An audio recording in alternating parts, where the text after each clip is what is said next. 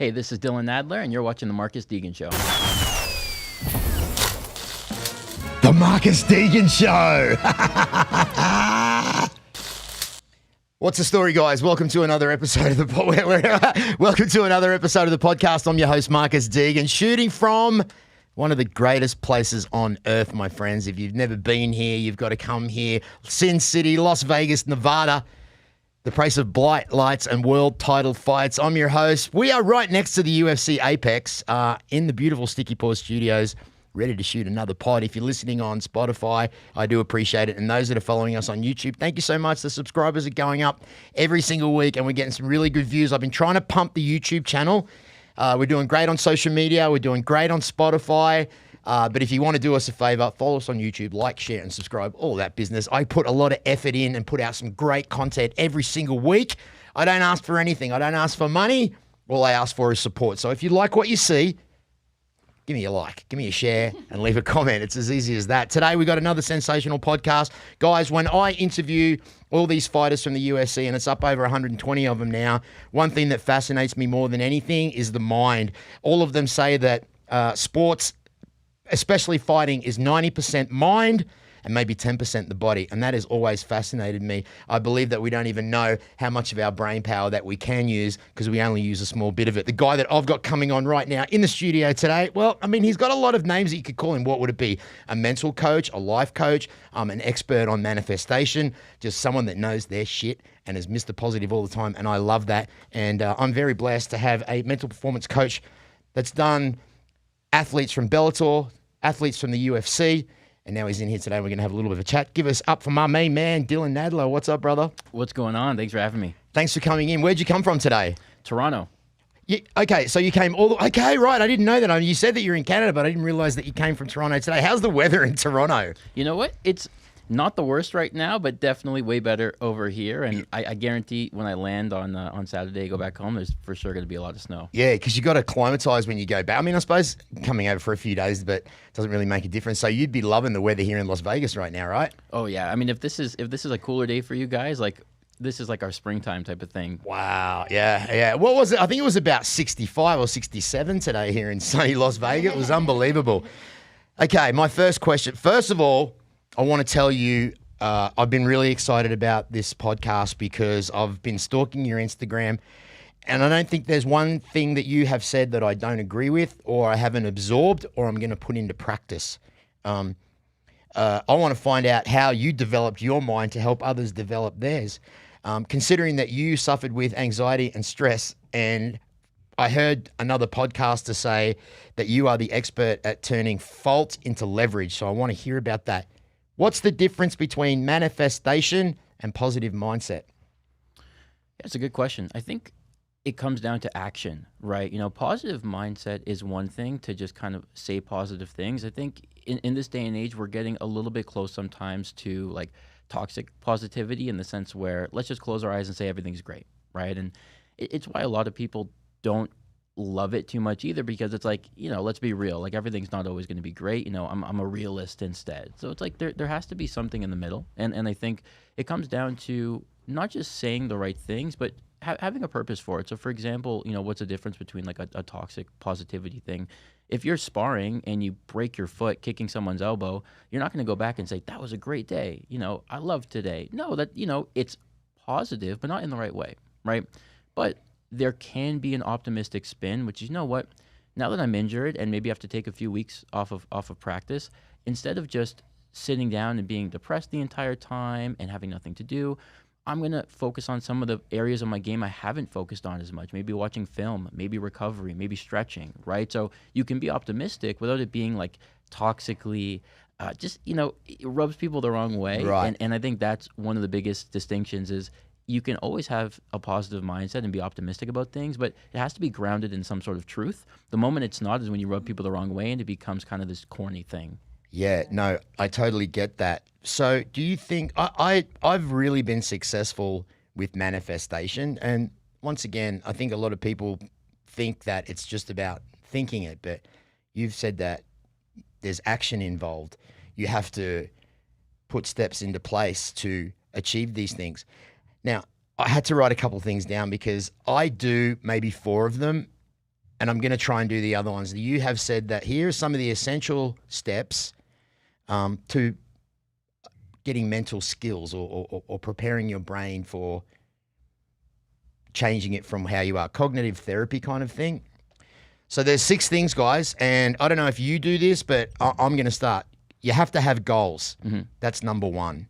The second one is to journal your thoughts and your ideas. Can you explain why that is important? Yeah. It's one of my favorite things to talk about, actually. So there's 3. How did I know that? There you go. It's because you were stalking my Instagram. Right, that's true. I was.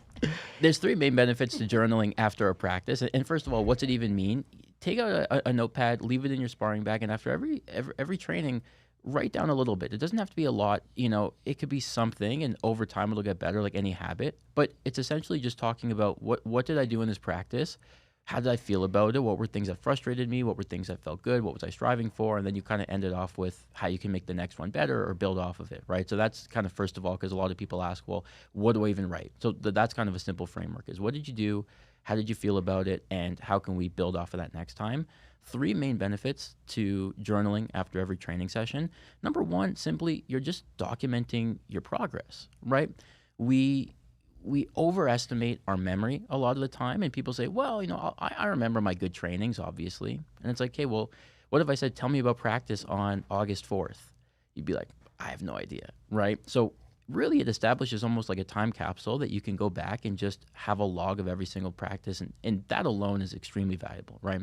Number 2 is it allows you to build and develop your sense of self-awareness. So self-awareness, like cardio and strength, it's a skill you develop, right? Something as simple as, let's say you and I are sparring and you keep catching me with this jab. You keep catching me with this jab. And I find myself getting frustrated, getting worked up. I rush in because I'm frustrated and I get caught with something even bigger. Aldo McGregor. There you go. I would be able to then write in my journal, okay, I was sparring with Marcus. He kept catching me with this jab. I got frustrated. I rushed in. Next time, or maybe not next time, maybe a week later, a month later, and I keep putting this down, I'm starting to build this awareness that this happened. So now the next time I feel myself getting frustrated and getting worked up, instead of rushing in and making the same mistake I've made 100 times, I have the clarity to say, okay, you know what? I'm feeling kind of frustrated. I'm going to take a step back and disengage, shake it off, angle out, and get back into it. So what you just did is you used this journaling process to make yourself more aware of these things that are happening, these little nuances of competing, and it actually helps you in the moment so you don't make the same mistakes you're making a bunch of times. And then the third part, my favorite part of the whole journaling process, is it allows you to look at trends in all of that information. So one of my favorite quotes, it says, you have to collect the dots to connect the dots, right? And every time you journal, you're just gathering information. And the first day, you might not, see anything that stands out. The second day, you might not either. After a week, after a month, you can take a step back and you might say, oh my God, I didn't realize that, this led to this and this led to that. So you get to really paint a picture with what you see, but you wouldn't see anything if you didn't document it, right? So you might say, oh, I've been training for a month now. What were my 3 best practices? And you go back and you look at it and you say, oh, okay, interesting. On my 3 best practices, this is what I ate for breakfast that day, or this is what my work schedule was like that day, or this is who I partnered with. You might say, well, how about my 3 worst training sessions? Again, how did I sleep? What did I eat? What kind of drills did we do? Who did I partner up with? What did my day look like leading up to that? So the ability to just look at all this information, collect the dots, connect them, and then say, oh my God, like there's so many insights that can be gained. And it's not that this won't happen if you don't journal. You're just expediting that process, right? You're giving yourself free experience. It might take a fighter or any athlete years until they realize these things about themselves. If you journal it and you have it in a very succinct, organized place, you can chop that time down to small percentages, and you can figure out things that it takes people years to identify in weeks and months. I love that. This is one I have a little bit of a problem with. Okay. This is sometimes I do the opposite. Positive self-talk. I suppose your body doesn't know if it's you saying it or somebody else saying that you're a piece of shit or you're a fool. You're just hearing those words, whether it's being said from someone else or it's in your own head. Why is positive self-talk so important? It's a great question. It's the internal dialogue that we all have. And unfortunately, for the most part, it's always negative. It's always critical. And that's just kind of how we're developed in that process of being criticized and second-guessing things. And a lot of people might be listening to this and go, well, I don't think I have too much of a negative voice in my head. the thing is, everybody does. It's just the awareness of it is so low, right? So I'll give you an example. Alarm goes off in the morning, right? Your first thought is, fuck, I'm exhausted, right? Right away. That's like one piece of negative self-talk right there that carries into the rest of the day. And that's just one. There's hundreds of things that happen. So the ability to reassure yourself and encourage yourself even amongst challenging times is very, very important, especially in a sport like fighting where you're the only one in the cage, right? Like Yeah. it's a team sport in how you train and how you prepare, but it's very individual the moment that cage shuts. And of course you have your coaching and you have your feedback, but at the end of the day, it's just you. Yeah. And if that voice is discouraging and that voice is critical, your ability to do the right things and continue to perform at a high level as the fight goes on and you face more and more obstacles, it's tough, right? So if you have that ability to reinforce that positive self-talk, you keep telling yourself, hey, I've got this, let's keep doing this. You have different kind of personalized triggers that work better for you. Everybody's a little bit different, but you want that kind of voice in the back of your head to be as positive, as optimistic, again, in a realistic way as possible, because when the doors are closed and you're the only one in there, you need to be able to, bite down and find that will to continue. And it's not going to come from being overtly critical and just hard on yourself. Nothing comes from that, right? Positive mind, positive life. Love that. How many good clips are we going to get out of this, Lana? So many. Oh my gosh, it's going to be fantastic. Okay, here's another one that I so believe in, and I learnt this when I went to treatment, where they teach you when you go to rehab for drugs, is that the one thing they say is people, places, and things. What you have here is part of the essential mental skills. Step number 5 is surround yourself around inspiring people. A lot of these power slap guys that I'm talking to a lot in the last couple of weeks have told me that being around people like Hunter and Dana White has changed them.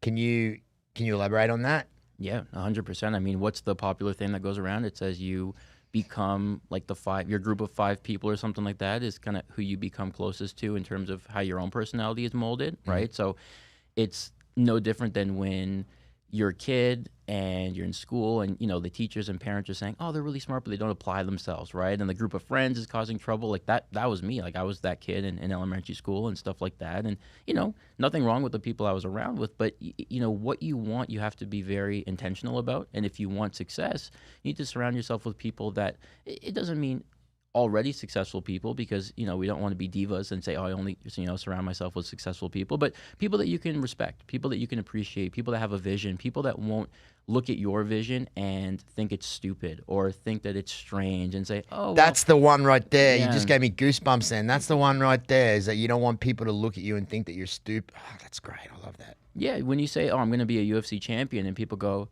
yeah, cool.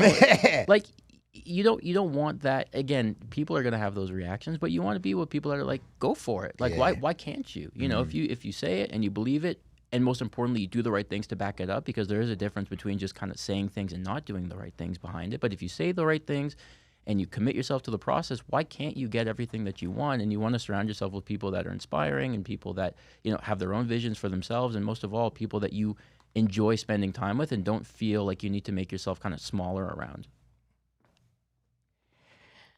And the lucky last, which is another one that I have always said and always gone with, is that you have to prioritize quality over quantity.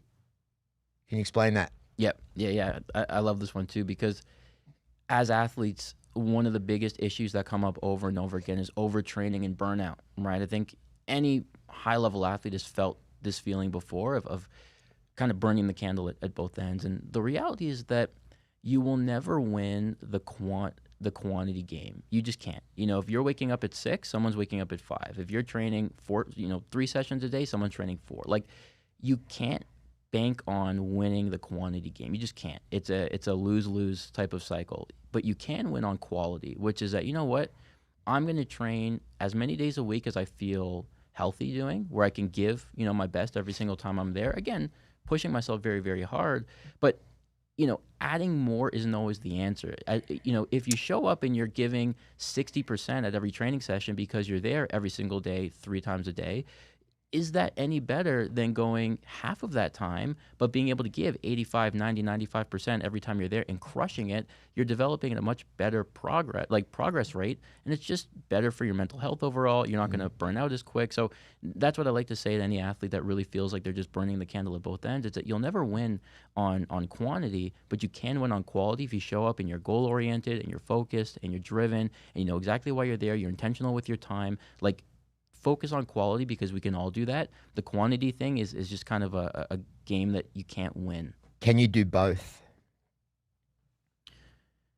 You can max out, I think, the limits of your own comfort. And what I mean by that is, you know, some people can, for example, Muay Thai fighters, they do a lot of running, right? It's part of the culture, right? Run, you know, miles before practice, right? You know, I'm not the type of person where like that would have helped me at all. Like I Right. think it just, you know, would have made my legs more sore and I wouldn't have been as explosive. Again, I was a Taekwondo fighter, so maybe that springiness is more important. But, you know, individually, like that method of just running before practice, I don't think it would have helped me necessarily. Versus some people who are built a little bit different or enjoy different types of workouts and cardio and stuff like that could be great for them. So when it comes to quantity and quality, there's no like equation to it, which is, you know, this plus this equals this. It's figure out yourself, which is how often can you train at a very high level before you find that quality start to deteriorate a little bit, right? That's, I think, a lot more of an important question than looking at the perfect rate for things. So how long have I been here in this studio now, Lana? Do you know how long? Is it 8 weeks? Oh, 10 weeks? yeah, I think so. Because I thought you meant like 16 minutes. I was No, like, yeah, you're 16 minutes in. No. I meant like in the building. I think about like 3 months now. Yeah. So Possibly. in 3 months I've done 27 podcasts, which is a lot. A lot. Yeah. It is like That's a lot. It is a lot. So am I on the path to burning myself out? Because obviously we have the quality. I've been doing so much content. That's the quantity. Where am I going to go wrong here, and what do I need to do? Back off on the doing so many? Your passion leads it. Yeah.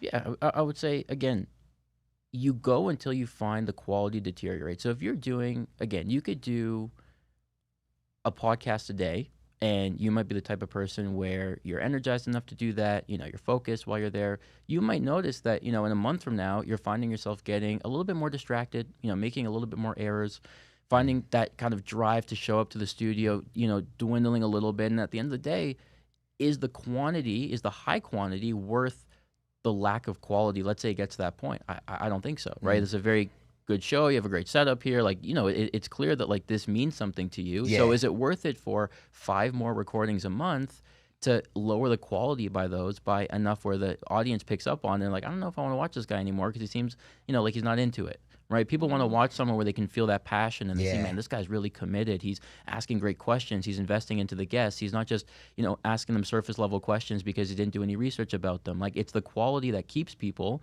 You could have 100 episodes, but if someone watches one and they watch the wrong one and they don't love it, they're not going to watch anymore. You could have 5 episodes, but if they're amazing, you're going to get them every single time. So the way to balance that too is it all comes down to the recovery side. And I think, you know, anyone that's worried about burning out or overtraining, you have to think of it as this kind of balancing act between the exertion side and the recovery side. So the question too is, well, what are you doing to recover, right? What do you do to relax? What do you do to kind of re-energize yourself and re-engage and refocus and take yourself away from things? So a lot of athletes exert themselves at a very high rate, but the recovery side is nowhere near where it should be, right? So maybe it's sauna, maybe it's massage, maybe it's whatever. But if you want to be able to exert more, you have to recover more. So, you know, if you find yourself in the future feeling a little bit burnt out, the question just becomes, number one, is it a quality quantity thing? And number two, what can we do on the other side of the equation, which is the, you know, recovery part, to maybe boost that to then refuel, you know, the passion you have for this.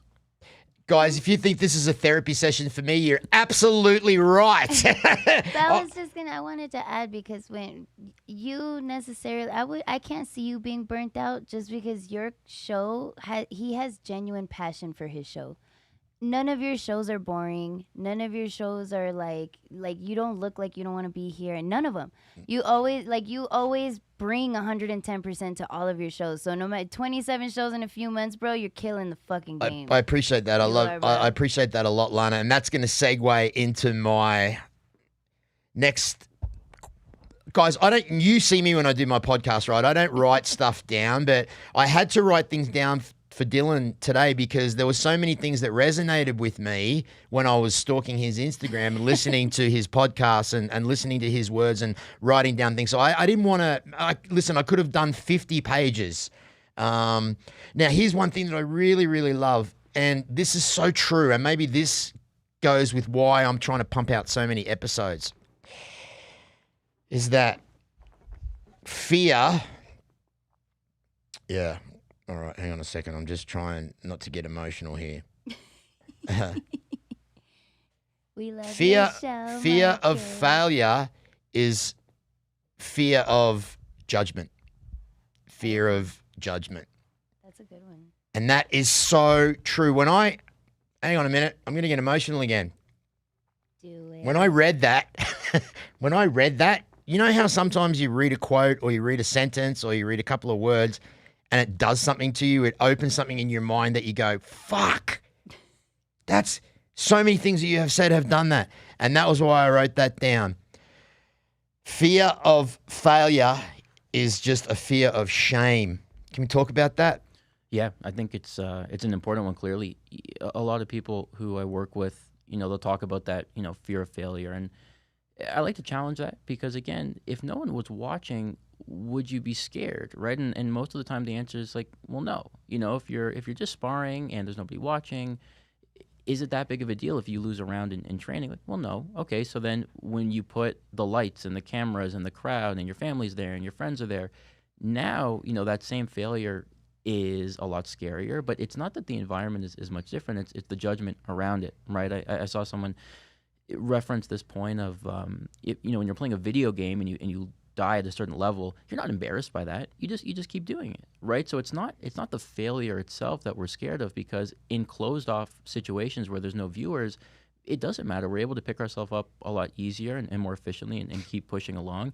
It's that fear of judgment of, well, what are people going to say? I'm going to have to post about this. I've been hyping this fight up for a long time. I'm on a roll and I'm undefeated. All these different reasons that, we disguise as I'm afraid of failing.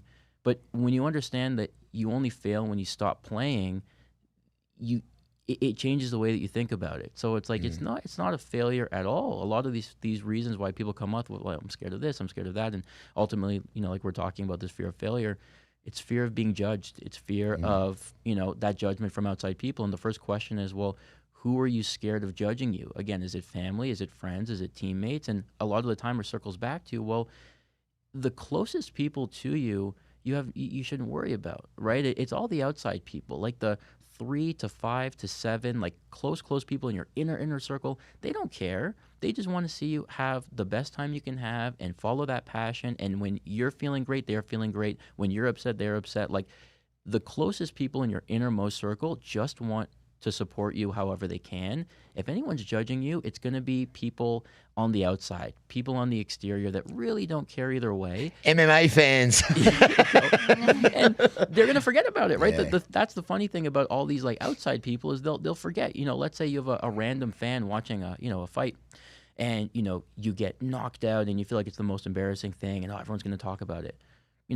45 seconds later, when the next person's walking in, they're already thinking about that next person. And then as soon as that, card is over and, that fan is walking back to their car, they're already thinking about their grocery list. They're already thinking about, what they have to do at work for the day. So to think that, you take up so much space in these strangers' heads, it's like you don't, first of all, and it might sound like a negative thing, but it's not. It should be a very freeing thing, which is that if you think that, you're so important that these strangers are going to be thinking about your mistake forever and ever, like, it's not realistic. And number two is that the closest people to you aren't going to judge you, because those are the people that support you without a doubt, no matter what. So it's kind of the situation where the closest people to you will always support you. The people on kind of the outside will forget about it either way. So why are we scared of failing in front of people when it's all part of the process? And you can't have success without failing first. That's all part of the process. What would you say is a healthy amount of ego to have? And can ego be destructive in everyone's life? Yeah, it's a great question. It's interesting because it plays on the positive self-talk in a way, right? This is the yin and yang of it, right? Yeah, it is. It is tricky. And at the end of the day, I think it's very important that what you say is authentic and it's genuine and you truly believe and it's backed by your efforts, right? So if you say I'm going to be the best in the world, there's nothing wrong with that, right? But let's look at your training. What are you doing? How are you eating? How are you training? How are you recovering? What's your process like, right? Is this the routine of somebody that's going to be the best in the world? Great. If you say, I'm going to be the best in the world, and then you check in, and over the weekend they're partying and drinking, and they're like not disciplined, and only when they're in camp are they, really about it. It's like, okay, well, that kind of shows us a different story. So it's not just the words that we're saying, it's what are you doing to back it up, and what do your systems look like? What do your habits look like? So at the end of the day, you need to have a healthy ego to go out there and have the confidence to be great. Again, it's very tough to do. It's tough to start a sport. It's tough to become a professional at a sport. It's extremely tough to become a champion. So you need to have this confidence and this belief in yourself of like, I'm going to do this and nobody's going to be able to take this away from me. We need that. It just needs to be backed by proof in what we're doing behind the scenes action wise, or else you run the risk of posturing as something you're not, walking into the ring, seeing your opponent standing there, and right away you're thinking, oh my God, like, What have I done? This guy looks strong or this girl looks quick. Like, I don't know. And you look back to your training and you're like, oh man, maybe I shouldn't have taken those Friday nights off, right? So that's the only problem with posturing as this big thing. When behind the scenes that you didn't necessarily do the right things to get you there, that's when all of that big kind of ego turns into doubt in a split second. So if you want to maintain that kind of congruency between how you feel and what you do, make sure that the actions follow suit behind it. So in other words, ego can diminish, too much ego can diminish success. It really can.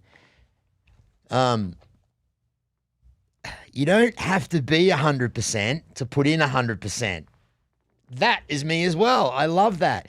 I suppose that goes down to the show must always go on, right? The performance has always got to go on. We always said that when you walk through those change room doors at the show, you just leave all your negative and bullshit feelings on the outside and you continue to go through.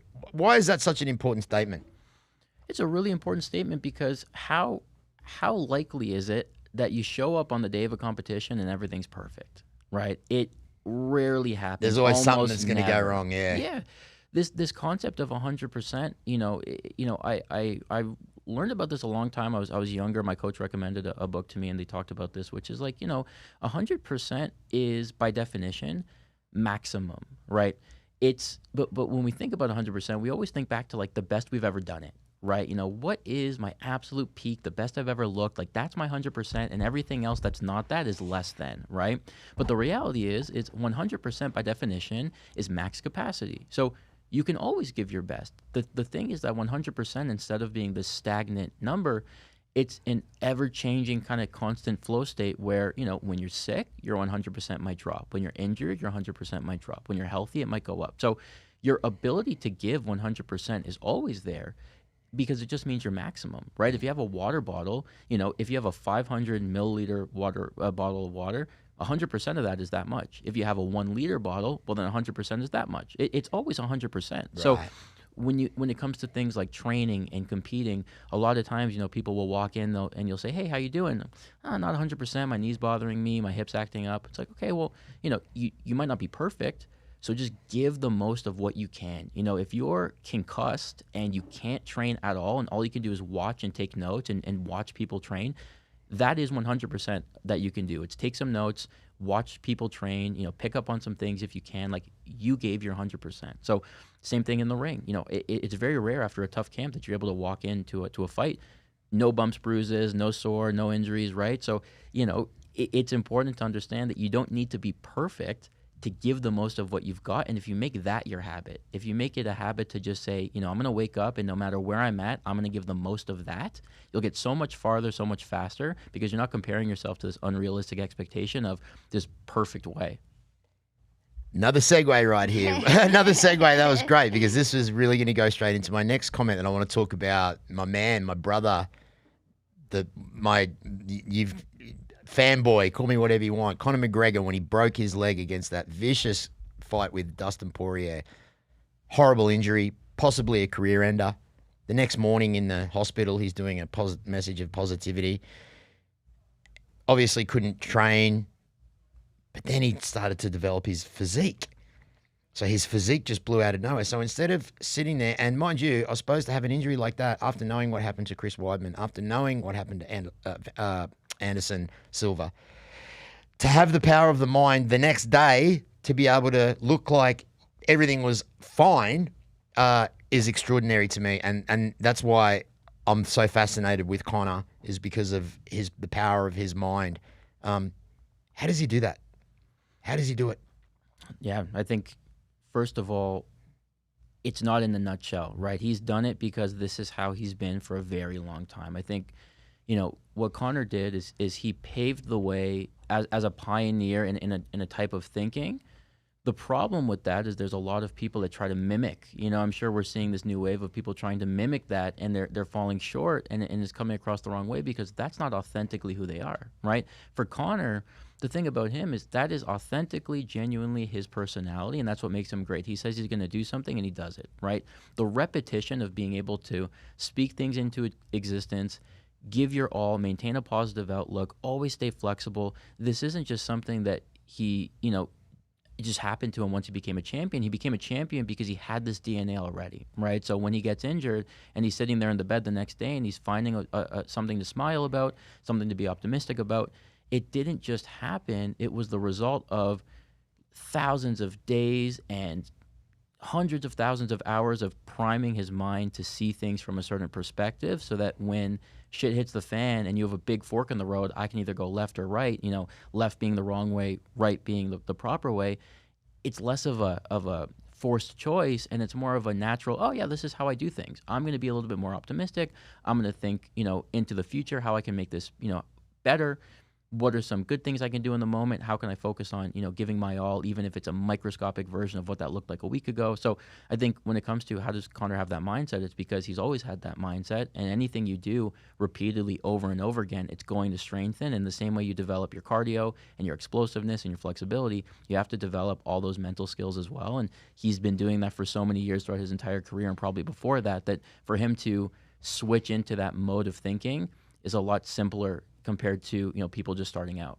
Do you think he knew what he was doing all those years ago when he was driving around Dublin and pretending he was in the Ferrari when he was in his little Datsun? Did you? Which is true. He said that. He said, I would think that I'm already the champ driving my Ferrari when I was in a crappy little Datsun. He said he would get excited and he would actually feel like it was. Did you think he knew what he was doing then? Or is it to get you out of to think differently, to pull you out of a shitty situation that you're already in? It's a good question. Yeah, I honestly don't know what the motive was behind it. I think at a certain point you think, I want something that I've never had. I'm in a situation that I'm not sure can promise anything because no level of success is promised. What can I do that's going to make me feel a little bit better? Is it driving and visualizing, that I'm somewhere that I'm not? Is it looking in the mirror and telling myself that I'm a champion and, getting a big poster of the belt and putting it on my wall and standing in front of everyone has a different way to kind of motivate themselves. And I don't think it's not necessarily always something you think about in advance is what's the way that I'm going to think that's then going to set up my success. Sometimes it's just, this feels right, I'm going to do more of that. And it's the reason why it's so important to figure out what's right for you instead of copying what's right for other people. Because if Connor had looked at, let's say, one of his idols and said, well, how did this person become so successful? And what did they think to themselves? Maybe it wouldn't have worked for him. He had to kind of do it in his own way. And again, any level of success, you got to be a little crazy, like you can't be a normally sane person to reach these heights that, people like him have done. So, call it a little bit of crazy, which you need. It's a great Which he's thing. admitted to as well. Yeah. He said, you got to be a little bit mad. You can't, you have to. But again, it's not just doing it one time, right? He didn't just do it to say he did it. It was a consistent thing. This was just how he behaved, how he acted. And again, you do something enough times, you pave the way for it. Like the analogy I like is, when you're on a trail hiking, how do you know where to go, right? You go because there's a flat part of the ground. Exactly, right? You're not going to go through the tall grass. You're going to go through the part that's been walked 1,000 times. But why do you walk through that way? Because it's been walked 1,000 times. And it's the way that our brain works. Our neurons always follow the path of least resistance, right? So if you're a critical person and a negative person, it's probably because that's how you've been thinking a lot, like for years and years and years, right? If you're anxious about things, you've probably been anxious about a lot of things, and that's just your quickest way to think of things, right? So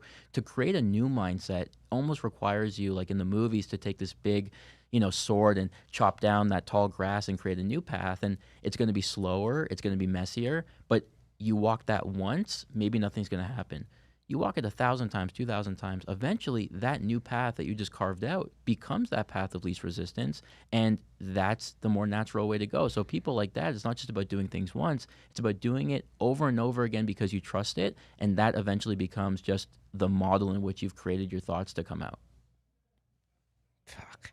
You know what? You would be an amazing addiction counselor, because that's what they Ooh. taught me there, is that for you to either go left or right, you've got to change your mindset and just keep going right. And when you keep going right over and over and over again, it just becomes a natural process. Not drinking. Yeah, it's going to be tough at the beginning, that first 2 months, 3 months, 4 months. It's hard not to drink a beer. It's hard not to have a shot. But then once you keep doing it and realizing the benefits that you're getting out of not drinking, right? Not drinking alcohol is going to put other things into your life that you never had before. It's so true, guys. The pathways to greatness starts with you. It starts with removing things from your life that maybe will make you regress. Alcohol, drugs, negative thinking, not drinking enough water, not being around positive people, not journaling, not prioritizing. It just all tiles into everything that I need to hear, and I hope that you need to hear it too, guys, because this is riveting stuff right here. Here's another one. If you focus on the problem, if you obsess on the problem and talk about it and complain about it, that's all you're going to see. Can we talk about that? Yeah.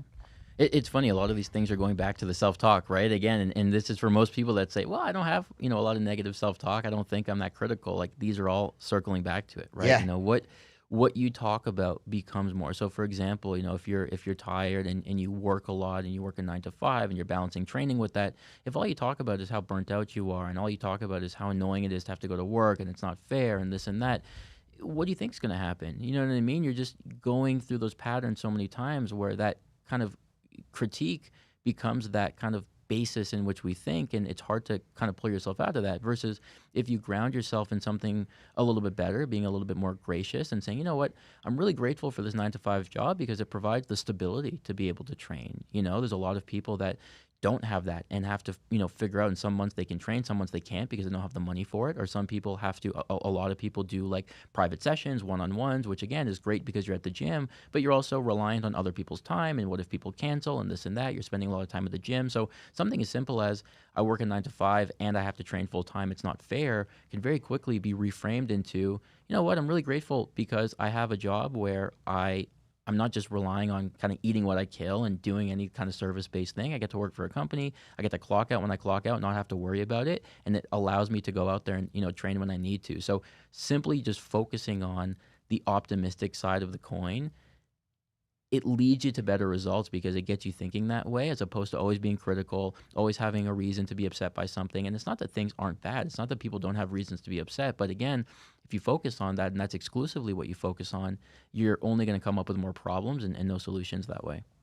So, nothing's forever, nothing's permanent. If you recognize that, even going through a hard struggle or a hard time, if you know and you say to yourself, okay, this isn't going to be forever, let me take that right pathway by changing things in my life, because, ultimately everything that you do, every single thing that happens to you is your responsibility, and it's your life.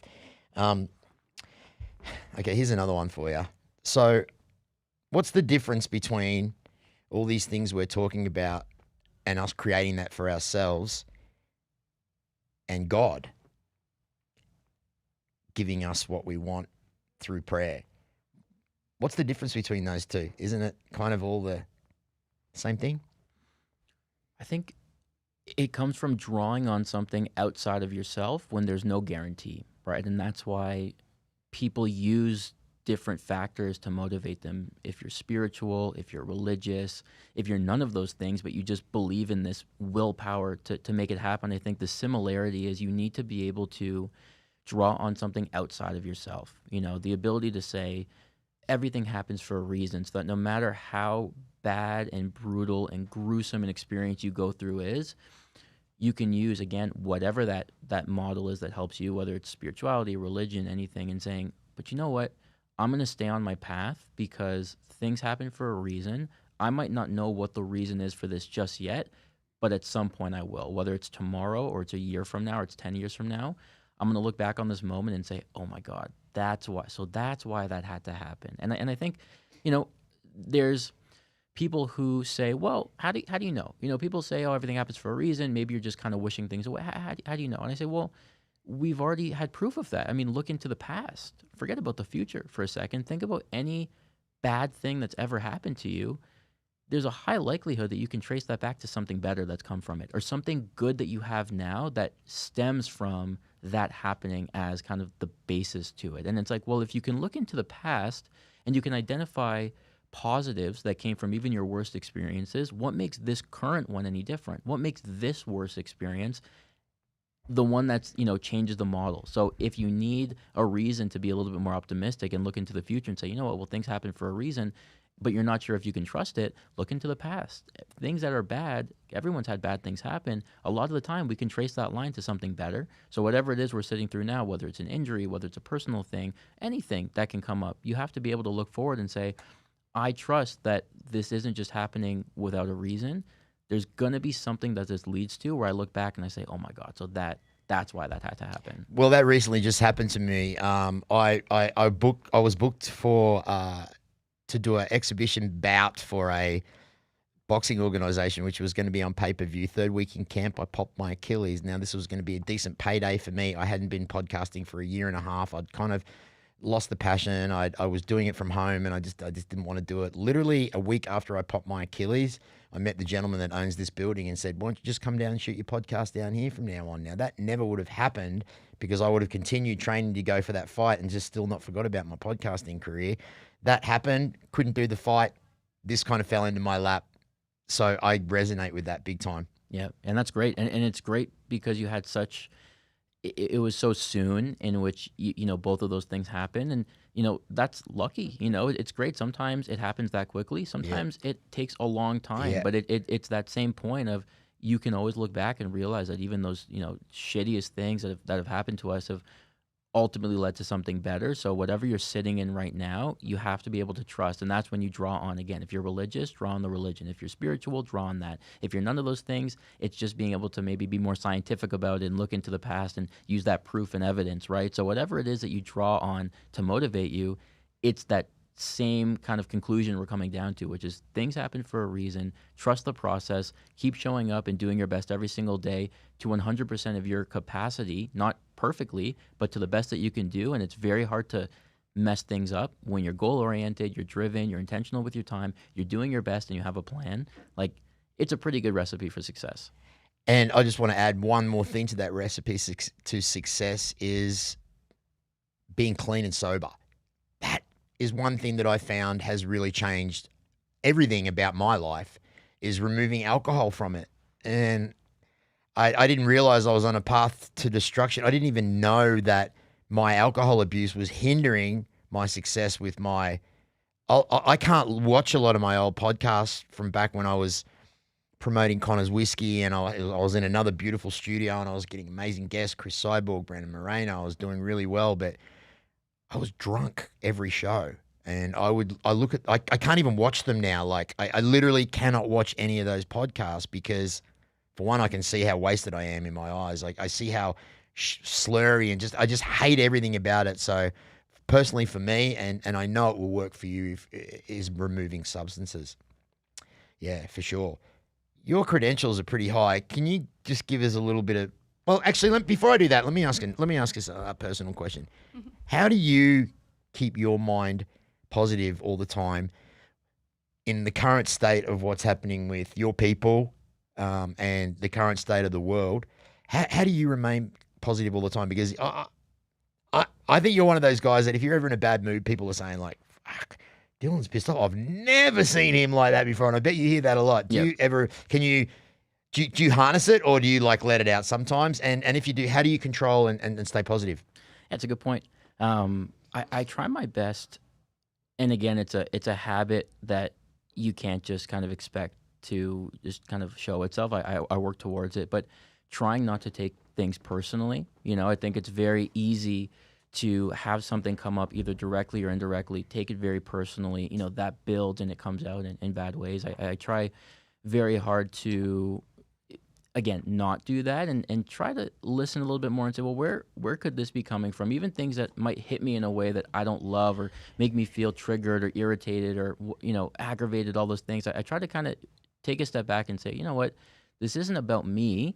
This is about something else. Where could this person be coming from? What is their life experience that has gotten them to this point, right? Because we all, no matter what background or where we come from or how we grew up, we're all kind of emotional people, right? So if something someone else says triggers you, it's likely that they're triggered in the first place to begin with, right? So it's understanding sometimes the root of that. And I might not agree with something that my friends are posting or something that I see online, but it's important to take a step back and say, where is this feeling coming from? And if I can't resonate with the delivery, maybe I can at least resonate with the feeling that they felt when they posted it or when they said it or what led to this opinion. And again, it's not just a one size fits all, wave this magic wand and never take anything personally, never be irritated. But I find for me it helps, which is just like that initial sting, taking a step back from it, not just sitting in it and wanting to retaliate and defend it and whatever, but it's like, okay, everyone's coming from a place where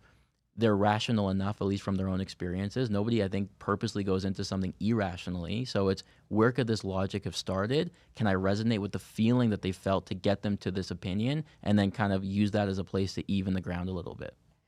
Are you learning stuff here today, Lana? Are you kidding me? Are you Are you kidding me?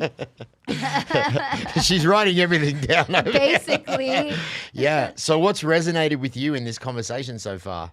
Honestly, the fact that a little bit of the alcohol, because my brother's an alcoholic, and I think that resonated in a sense of don't let that get the best of you, in a sense. And then also staying positive through like Negative times. Yeah, because it's a lot of the times where you kind of, people take a lot of the negative things that people say, and like you said, like if you don't have the people around you that are going to support you, because one thing about it is I have a really strong support system around me, which has helped me like chase my career. So not having that support kind of sucks, but that resonated with me. So I'm like, thank God my mom's so cool. Fuck. Yeah. That's no, good. A lot of the things you're saying is fucking on point, bro. Yeah. Well, hence the reason why he's one of the world's best mental performance coaches. Okay, buddy. Shit. Who's been your favorite? Let's go with the UFC that you've sat down and had like a conversation like this with. Who would be? I mean, I'm sure you love everybody, but is there anyone that stands out? In terms of clients that I've worked with, I'll say one, and it's funny. It's not UFC or Bellator, but it's why I'm here this week. It's one of the clients I have, Ross Levine. So he's if you know Karate Combat, it's one of the kind of fastest growing, I think, combat sports out there. You've definitely seen clips of it somewhere at least. He's fighting on Friday night, this Friday, and he's already the middleweight champion, and he's fighting up at heavyweight to become their first ever champ, which will be cool. And Ross is somebody that, for me, stands out because I think a lot of people can resonate with his story, which is that he doesn't come into a situation like mental training with something inherently wrong, right? Sometimes people say, well, what's the point of mental training if I'm not depressed, if I'm not anxious, if I'm not really struggling with anything? And you don't need to come into it from a place like that. A lot of the time, it's just taking the skills you have and wanting to make it better, right? Like, you can be in incredible shape, you still go to the gym to work out. You don't just say, well, I'm in good shape, I've done it. Right? I'm going to stop eating right. I'm going to stop going to the gym. You need to maintain those things. You need to practice it. You don't say, well, I'm already a champion striker. I'm only going to grapple now. I'm never going to strike. I'm never going to hit pads. I'm never going to do bag work. It's like, no, if you're good at something, do more of it. Find ways to challenge yourself. Like, be creative. So, Ross is one of those people who is very mentally tough, very mentally strong, but we've done so much work together because he never let that hinder him of, well, I'm already a tough person. Like, maybe I don't need this. We find ways to be creative and to try new things and to make them think about how to approach training with a different objective and a different goal, and how to approach a fight slightly differently, and all these different ways we can play around with it. And I think it's a really good case study for a lot of people listening, because I think the audience will be split. I think a lot of people will say, yeah, I really struggle with some of these things that have been mentioned. Great. And I think a lot of people will say, sounds cool, but I don't know if I'm like an anxious person or if I'm a depressed person. I'm just like a hard worker like most people. It's like, great. If you're a hard worker and you're putting all of this effort into the physical side of your training, I mean, you introduced the podcast with, you said it's, 90% mental, 10% physical. There's a huge emphasis on the physical side of training, but not enough on the mental side. There's a huge discrepancy between the impact of the mental game on our performance compared to the emphasis we place on developing those mental skills. And that's the whole point. It's you can be the mentally toughest person out there, but then let's build on it. Like, let's take that great foundation that you have and see how high we can stack that, right? So that's someone that stands out to me that does that in a really great way and will become the double champ because of it. I know someone that I really like, and I interviewed him a couple of weeks ago, and I see him liking on all your stuff on Instagram, is Jose Shorty. Yep. You know the guy? You guys talk to him, and what are your thoughts on him? Because I think he's a fucking legend. Yeah, he's great. You know, Shorty Torres. I was introduced to him through Dean Thomas a few years ago. He brought me down to American Top Team to meet with some of the crew, and you know, Jose is one of those guys who just has a good attitude about things. You know, he works very, very hard. He's extremely disciplined. I think this is a good example, you know, with Shorty, of someone that has had his fair share of adversity, of challenges, of obstacles, of fighting in different organizations, but he stays optimistic, he stays goal-oriented and focused on the task at hand, and he's having incredible success because of it. I mean, you know, a career in combat sport isn't just what we think it is, which is you fight regionally, then you fight pro, then you hope to make it to the UFC or Bellator, and then you become a champion. It's not linear like that. Sometimes it's, you know, 2 steps forward, 1 step back, 3 steps forward, 4 steps back, 1 step. Right? It's this kind of choppy thing, and the most successful fighters aren't just the ones that can do it in a short burst, but they have the longevity to be able to maintain that work ethic despite the setbacks. And I think, you know, with Shorty, he's one of those people that has not only shown how skillful he is, but the longevity behind those skills. And I think it's a great, you know, kind of role model to have when it comes to looking at fighters that are successful, that haven't just had every single thing go the perfect way. Right. It reminds me of my buddy who I just interviewed again once the other day. I'm not sure if you've heard of bantamweight Vince Morales. He was in the UFC and then lost 3 and then got removed. And kind of, I felt when he was coming here, I was like, I feel so bad that, you know, he got removed from the UFC. And one of my questions was, how do you feel now that you're not in the UFC anymore? He said in the beginning it was a little bit hard to get used to, but he learned so much more from being removed from the UFC. Yeah. And he has gotten better since he was removed from the UFC. You know what? It's an unfortunate situation, but it happens so frequently. I've spoken to countless fighters who went from the regional scene to UFC, and you know, it's not like the NBA or the NFL where like once you make it, you make it. You know, you make it to the UFC, and for a lot of people, that's been their dream. You know, it's what they've said in front of the mirror 1,000 times. I'm going to be in the UFC. I'm going to be in the UFC, and then you get there. But instead of this weight coming off your shoulders, it almost like triples on top, because you're like, now I've got a 3-fight contract. I've got to win. I've got to win in an exciting way, or else I'm going to be cut. So the thing that you spent your whole career driving towards becomes this weight on your shoulders. And it's so many people who have such a great career leading up to it, and then they underperform in the UFC because they stop doing the things that they did to get themselves there. They start making weird changes. They do things a little bit differently. That's exactly what Vince said. Yeah. Exactly that. And then what happens is they you know, step down from the UFC. They start doing things the comfortable way again, the way that got them to that success. And then, whoa, it's magic. You're back to being successful. That's the problem, is that we feel like we're going to make it to this level. I'm going to have, you know, UFC in my Instagram bio. I'm going to have the jacket with my name on the back, and things are going to be great. But that feeling only lasts, you know, a week. And then right away you're like, oh my God, like I have a UFC fight coming up. I have to do this perfectly. I have to do this the right way. I have to win. And you start thinking in ways that are less healthy. You start putting pressure on yourself that wasn't there before. And it's why so many people underperform when they first get there, just to be cut and have great careers afterwards, because they let that exciting moment put a weight on their shoulders. Where if you're coming into the UFC and you're starting out, my advice would be, keep doing the things that got you there. Don't mess with your training partners. Don't mess with your team, your nutrition. Like, if what you did is working, stick with it. And I think, you know, the example I used a lot of time is with McGregor. You know, McGregor came from a small gym. You know, he is one of the only like memorable athletes on a global scale that came from that gym. He didn't make it to the UFC and say, okay, well, now that I'm in the UFC, now I need to move down to Miami. Now I need to move to Los Angeles and train with a big team. He kept his team. He kept his corner. He kept his training partners. That's like what you need to do, unless you have an issue. Again, people have sometimes, they outgrow their team, which is a whole different story, and that's okay sometimes. But for a lot of people, don't leave what's working. It's like if you've cooked the same meal a bunch of times and then you get, nominated for like a Food Network cook-off, why would you change the recipe?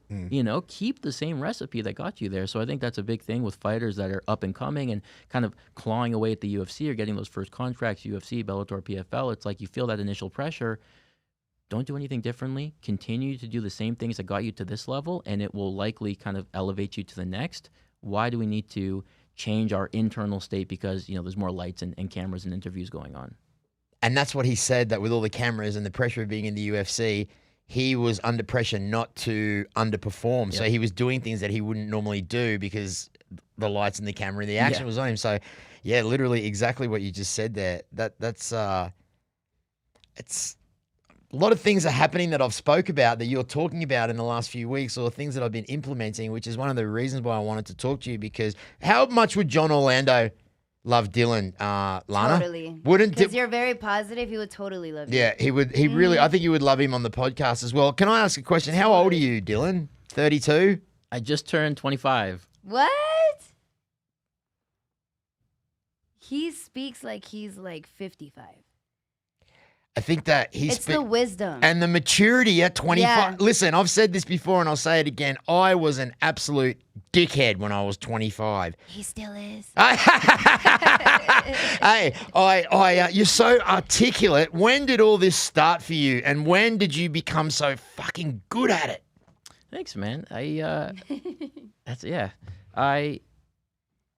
came on the sports side. So, my parents put me in Taekwondo when I was 5. And I did it at a very recreational school. I think like most karate, Taekwondo schools, they're not geared for performance. They're not geared for like Olympic style competing. It's, get your belts, do your stuff. And that's where I found myself, without even knowing. And I really loved the sparring side. I really, really loved it. And we never got to spar. We never did. And eventually I switched gyms to a school called Authentic Taekwondo in Toronto. And that was a performance-based school. And I learned very quickly, like, I am not good at all. Like, I sucked. Like, I had my black belt, but I was, like, technically terrible. And I had to relearn everything. And, that process was tough, but I had to learn a lot of these, skills as well of just, like, sticking with it, being grateful for the challenges around me instead of being upset by it. And all these things started to slowly build. And then as I got older and I started to compete more internationally and represent Canada globally, I understood for myself too that like, it's not just who's taller or faster or stronger. Like, to be a great fighter, you need to have something else, because at the end of the day, when you get to like the quarterfinals of a US Open, or you get to the semis of an Olympic Games, like, everyone's going to be great. You look at like a title fight in the UFC, both guys are going to be incredibly strong and fast and like technical. When all those physical skills are pretty evenly matched, the variable that makes the biggest difference is the mental side. And I learned that early on from my own fighting career, and that's why I really started to lean into that. So not only did I want to be at my best physically that I could be, but I wanted to be the best mentally, and that's what allowed me to not just catch up to where I should have been, but ultimately surpass, because I started off at a huge disadvantage when all my teammates around me and all my opponents had started off at these competitive schools from a young age. I was like years behind, so I realized if I just do the same thing everybody else is doing, I'm going to keep like progressing but never surpassing. So I'm like, I got to do something else. I have to figure out what else I can do. And it goes back to what we were talking about of the quality quantity thing, is I want to train more and I know I need to do more, but that doesn't always have to look like putting on my gear, putting on my stuff and like sweating and sparring. How can I train in a way that doesn't exert me, but allows me to progress? And then it came to all those mental things, the self-talk, the visualizing, the creating goals, the game planning and watching film of opponents like hundreds and hundreds of times until I found like nervous tics that they had that I could exploit when I was fighting them. All these different things came from not just what I was doing on the mats, but what I was doing off of the mat. So it kind of came from a place of having no choice. It's like, I want something that everybody else, wants in my division. I had a severe disadvantage by starting off at kind of the wrong school. What am I going to do to overcome that? I can't just train 100 times a day every day. It's not possible. What can I do when I know my opponents are resting? I'm going to watch more film. I'm going to visualize more. I'm going to focus on the self-talk side of things. And that's kind of from a competitive side how I built up some of those skills. And then now I leverage into what I do working with athletes. I Yeah, can't believe you're fucking 25, man. bro. Right? I was thinking the same thing. Seriously, it's an extraordinary abundance of maturity for someone your age, especially of this generation. I have a quick question though. Like, Go for it, Lana. Where exactly did you get this wisdom at just 25? Like, was it trauma, or was it like, do you have mentors? Do you have your parents? Like, what is it? Because how do you think like this at 25? It's a good question. I mean, I don't want to say the corny thing about it just being DNA. I think a lot of it is just kind of DNA. You know what I mean? Yeah. You know, how I was raised, I think. Yep.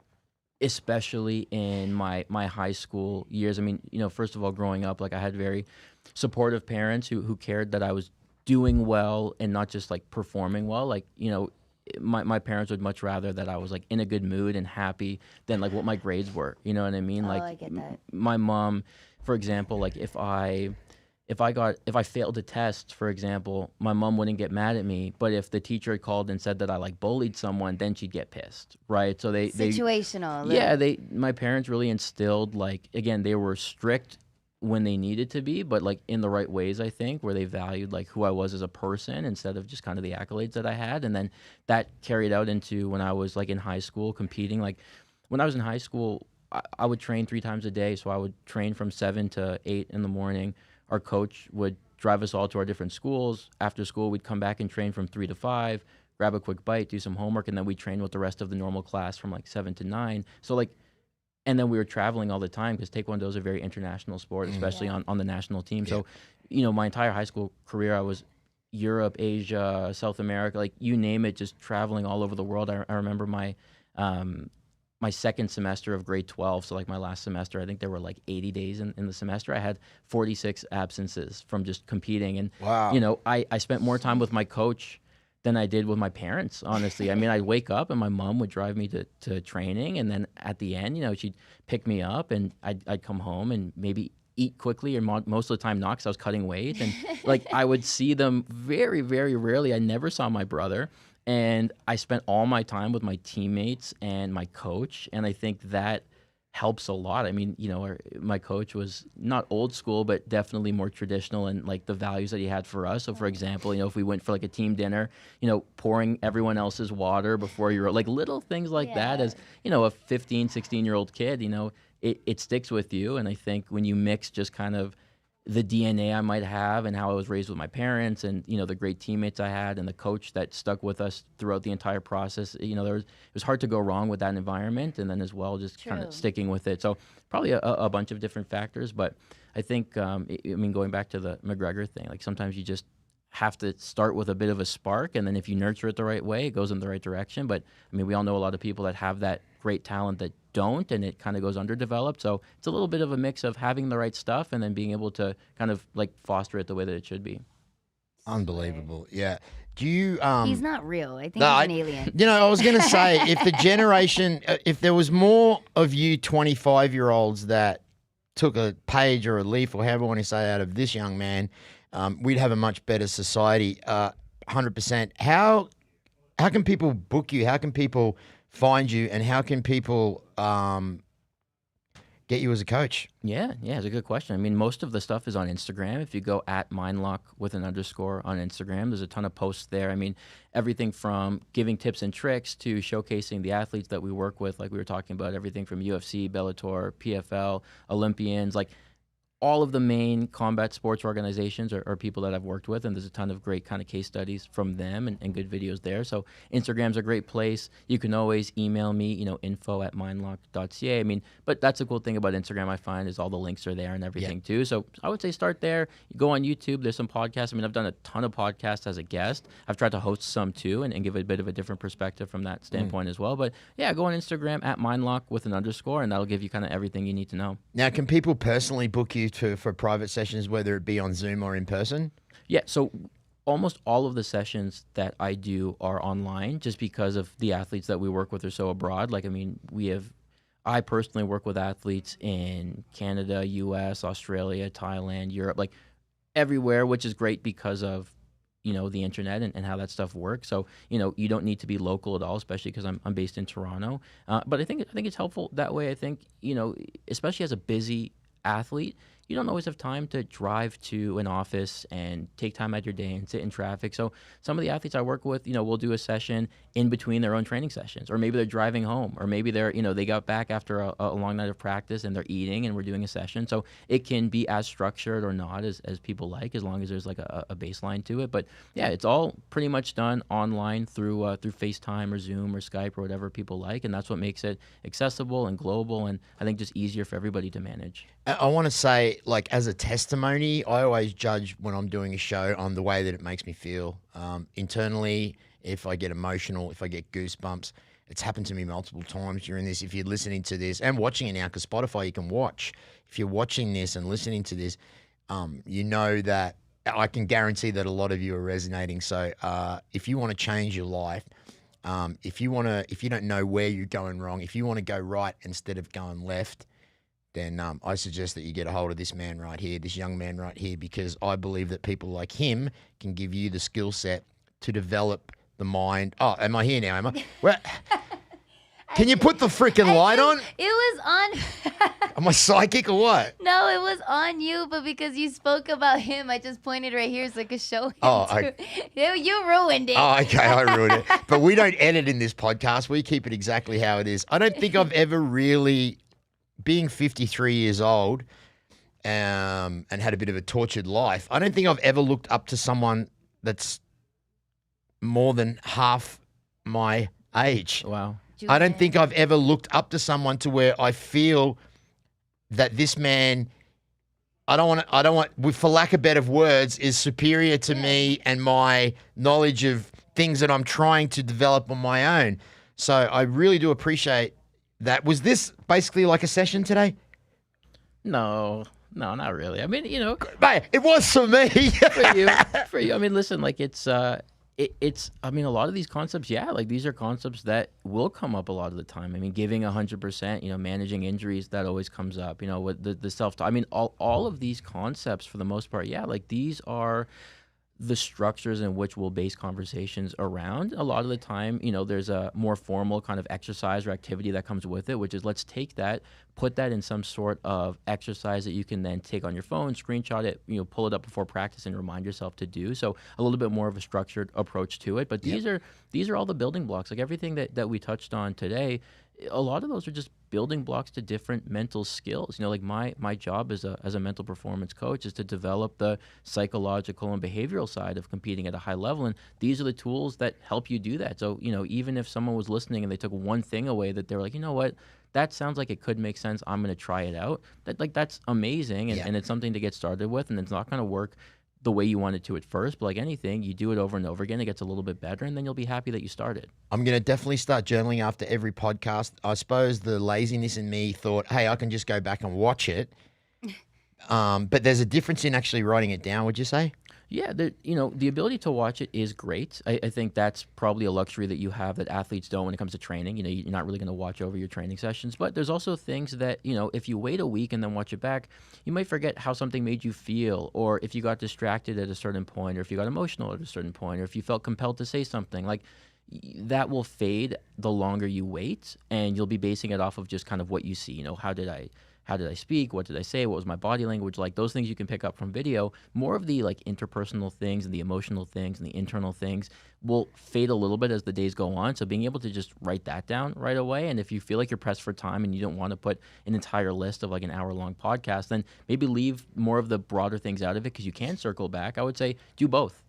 Write down instantly some core things that really stand out, some of the more internal things that won't pick up on video, and then when you go back and you watch the video, then you can look at what you said and how you said it and the body language and the posture and all those little things that video will do more than enough for. Yeah, I'm very fidgety when I do my podcast. I'm always moving around. I don't know if that's something to do, whatever it is, but when I watch myself, I'm constantly moving. I'm either adjusting my glasses or the mic, or I'm flicking around. So that's definitely one thing that I'm definitely going to work on. Can you look at someone or talk to someone and establish what their mindset mindset is?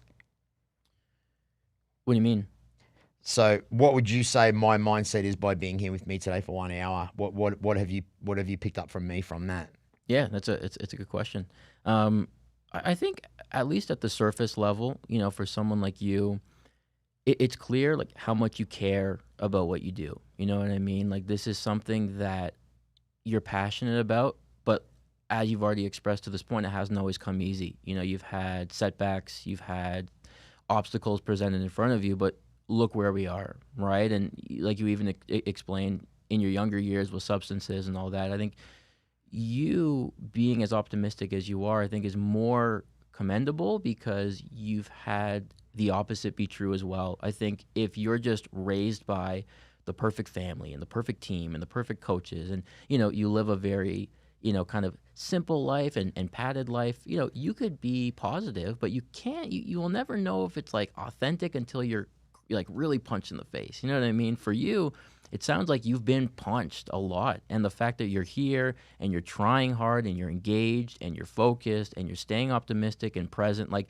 it means more because you've seen the other side of it, which means it's been even more like you've been more proactive about making that happen. You haven't just kind of settled in. I think that's one thing about you that stood out is there's nothing about you that isn't proactive, from the plushies on the set to where the mics are to the cameras to the work that you do behind the scenes to understand the guest even more. Like there's a proactiveness to that, which obviously stems from caring. And I think as long as you never let that go, even when you have 3 guests booked per day and you start to cut corners, it's like, you know what, instead of going halfway through their page, I'll look at their last 3 posts, right? As long as you maintain like that, being proactive, being curious, I think is a big thing for you that stood out. Like that's what's going to get you to where you need to be. It's not the microphones, it's not the lights, it's not the plushies that like are going to make people watch these videos. It's the quality of the questions you're asking, the genuine curiosity that you have, and the passion that comes through the questions that you're asking. And as long as you have that, which by the way can never be taken from you, people can come in and they can close this studio tomorrow. You know what I mean? They can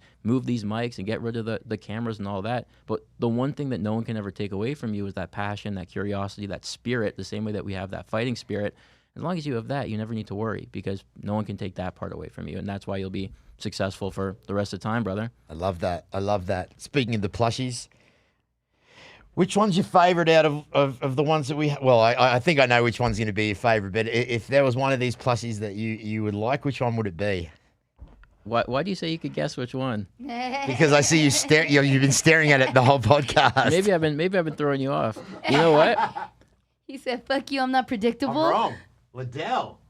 I like the Chuck Liddell. And this is what we call a sponsorship segue. Guys, today's episode was brought to you by Get Big Shots plushies. I keep talking about this, and I'm going to talk about it one more time. Christmas is coming up, okay? If your husband, boyfriend, son, mother, father are huge UFC fans... It's childish. Lana, can you imagine your husband coming down the steps Christmas morning and you've got 10 plushies sitting on the couch waiting for... I can tell you now, you're going to get coffee and breakfast in bed for the rest of your life, guys. And it's quality stuff as well, okay? These aren't no joke. They've got all of your favorite characters from the UFC, the WWE. They've got everyone you can think of. GetBigShots.com, okay? Now, check this out. If you use my promo code MDSLV, you're going to get... Let's do 10% off everything that you buy. Great quality. They're affiliated with the UFC, and we just love having them. That one's for you, brother. Thank you, sir. Thank you, sir. The OG. The OG, right? Yeah, I think the first UFC fight I ever saw live was Chuck Liddell, Randy Couture 2.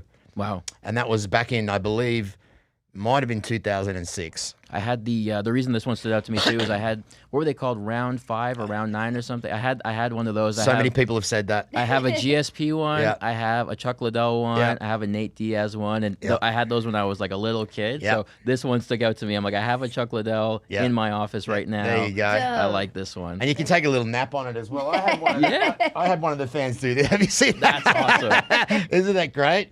That's awesome. Guys, if you're losing your hair, or if you want to lose some weight, or you're having some erectile dysfunction problems, rizpharma.com. Cut out the hassle of going to the doctor. Cut out the hassle of insurance. All you got to do is go online, register up, talk to the doctors online. They'll diagnose you. They'll send you your medication discreetly and directly to your door. erectile dysfunction. Keep your wife happy. RizPharma.com. Use my code MDS, 15% off. Had to do those plugs because without those guys, we can't keep going. Dylan, what's your message, bro? What's your message to the world? That's a big one. That's a big one, man. You know what? I would circle it all back with saying, just do your best. I think this is an interesting time for a lot of people. Some people are really thriving. Some people are really struggling. Do your best. If doing your best means eating a quality meal and that's it, then do that. If doing your best means, going back and watching some old fight footage and breaking down some game tape, do that. If doing your best means crushing all 3 of your training sessions and your strength and conditioning and your stretching, do that. But I think more people, or everybody, even me and you, I think we need to be more accustomed to just making that the target. Instead of having a perfect day, do the best with what you've got, and you'll always be one step closer to where you want to be, instead of setting this target something, in a place that's not as achievable, failing to hit that, and then feeling like a failure because of it. Just do your best, and whatever that means, redefine that every day if you need to, but it's something that we can always do. I love that. This is one of the...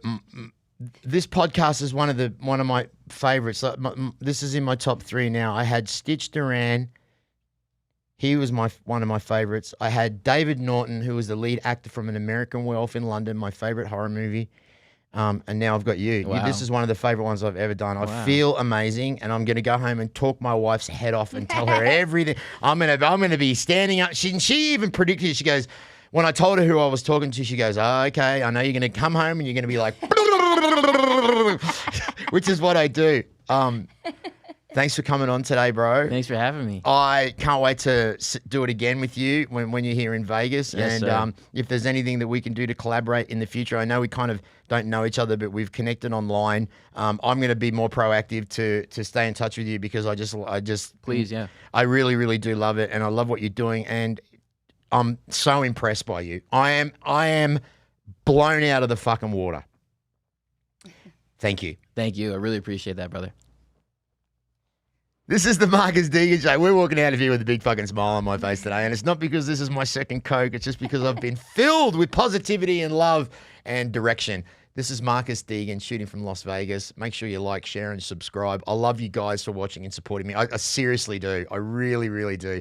And if there's anything I can do for any of you guys out there, send me a DM. You want to come in and co-host an episode with me? DM me. I'll bring you down 100%. You got any questions that you want to ask the athletes? DM me. I'll ask them for you. I'm here for you as well, as much as you've been here supporting me. Love you, truly do. This is Marcus Deegan. We're out. That was great.